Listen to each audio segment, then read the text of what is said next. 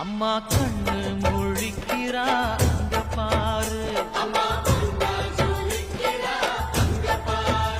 அம்மா வாரி கொடுக்கிற கைய பாரு, அந்த வார செவப்புல கண்ணம் பாரு.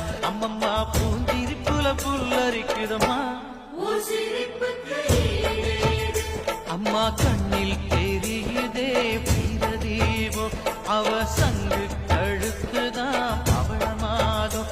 எங்க அம்மா எழுந்துட்டா கொலவைய போடு.